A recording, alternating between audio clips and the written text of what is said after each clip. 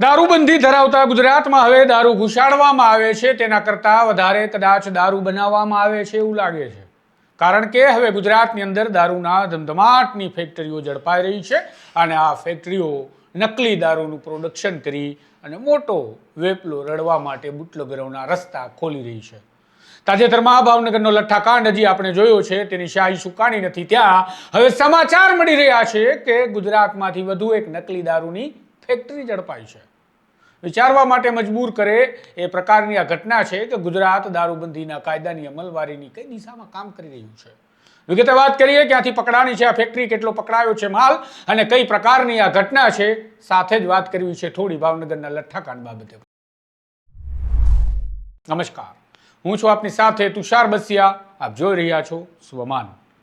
ગુજરાતમાં દારૂબંધીનો કાયદો અમલમાં છે અને ગુજરાત દારૂબંધી ધરાવતું રાજ્ય છે, પરંતુ આ બધું જ માત્ર કાયદાના કાગળ એટલે કે પુસ્તકોમાં સીમિત હોય એ પ્રકારે ગુજરાતની દારૂબંધી અમલવારીમાં છે.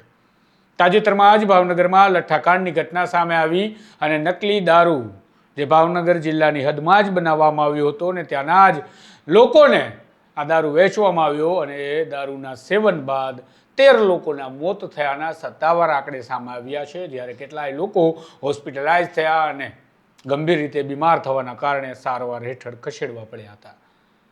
આ ઘટનાએ ખળભળાટ મચાવી દીધો. ગુજરાતનો આ કોઈ પ્રથમ લઠ્ઠાકાંડ નથી, પરંતુ અંગ્રેજી દારૂનો કદાચ આ પ્રથમ લઠ્ઠાકાંડ માનવામાં આવે છે.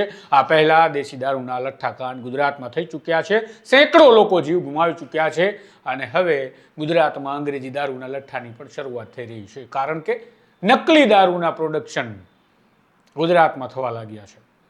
દારૂની ફેક્ટરીઓ ઝડપાવા લાગી છે. આ પહેલા અનેક ફેક્ટરીઓ ગુજરાત પોલીસ ઝડપી ચૂકી છે કે જ્યાં નકલી દારૂ બનાવવામાં આવી રહ્યો હતો, છતાં પણ ભાવનગરમાં દારૂ નકલી બન્યો, નકલી દારૂ પીવાયો અને નકલી દારૂના કારણે લોકોએ જીવ ગુમાવ્યો.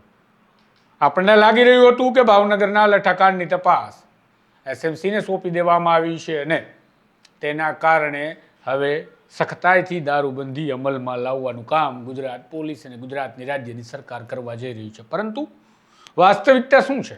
વાસ્તવિકતા છે કચ્છથી સમાચાર આવી રહ્યા છે કે આદિપુરના A4 વિસ્તારમાં આવેલા એક ભુજ સાયબર સેલની ટીમે દરોડો કર્યો અને ત્યાંથી 600થી વધારે દારૂના ક્વાર્ટર મળી આવ્યા છે અને કેમિકલ તેમજ સીલ લગાવવા માટેનું મશીન પણ મળી આવ્યું છે અને આ નકલી દારૂની ફેક્ટરી ઝડપી પાડવામાં આવી છે. કહેવાય છે કે આઈજીપી ચિરાગ કોરડિયાના માર્ગદર્શન હેઠળ આ કાર્યવાહી થયેલી છે. 2 આરોપીઓની ધરપકડ પણ પોલીસે કરી હોવાની પ્રાથમિક અત્યારે માહિતી મળી રહી છે. હજુ સત્તાવાર માહિતીની વધુ વિગતોની રાહ જોવાઈ રહી છે, પરંતુ 600 ક્વાર્ટર દારૂ એ પણ નકલી, એ પણ કચ્છમાં બનતો હતો અને એ હવે ઝડપાયો છે.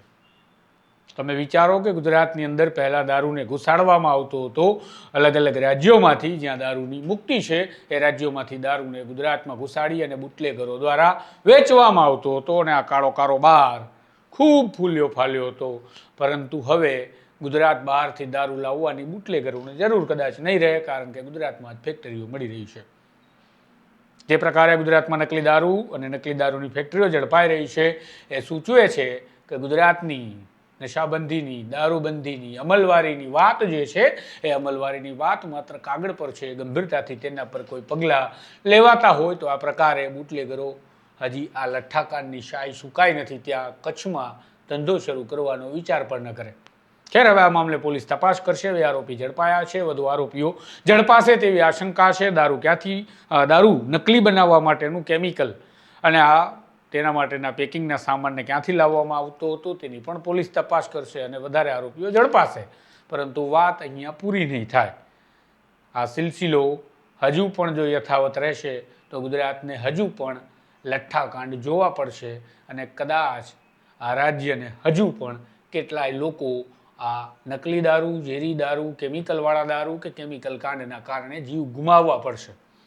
આ દારૂબંધીની સ્થિતિને જો આપણે અમલવારી નહીં લાવી શકીએ અને આપણે દારૂબંધીની સ્થિતિમાં જે છીએ એ જ સ્તર ઉપર રહીશું તો કદાચ વારંવાર આવી દુઃખદ ઘટનાઓનો શિકાર રાજ્યના નાગરિકો બનતા રહેશે. જોઈએ હવે રાજ્યની સરકાર ગંભીરતાથી પગલાં લઈ આ માટે શું કાર્યવાહી કરે છે. કેટલાય લોકોની ચર્ચા એ પણ છે કે દારૂબંધીનો દંભ છે, દારૂબંધી હટાવી દેવી જોઈએ. એક પક્ષ એવો છે જે મોટો છે, જેનું કહેવું છે કે દારૂબંધી ન હટવી જોઈએ, દારૂબંધી રાજ્ય માટે સારી બાબત છે, જેના કારણે રાજ્યમાં સુરક્ષા અને સલામતી છે. પરંતુ આ બંને દલીલોની વચ્ચે વાસ્તવિકતા એ છે કે ગુજરાતમાં દારૂ મળે છે, વેચાય છે, પીવાય છે અને દારૂ હવે બને પણ છે. તો તમારું શું કહેવું છે આ મામલે કમેન્ટ બોક્સમાં જરૂરથી જણાવજો. આ પ્રકારના દરેક અપડેટ માટે સોમાન સાથે જોડાયેલા રહેજો. નમસ્કાર.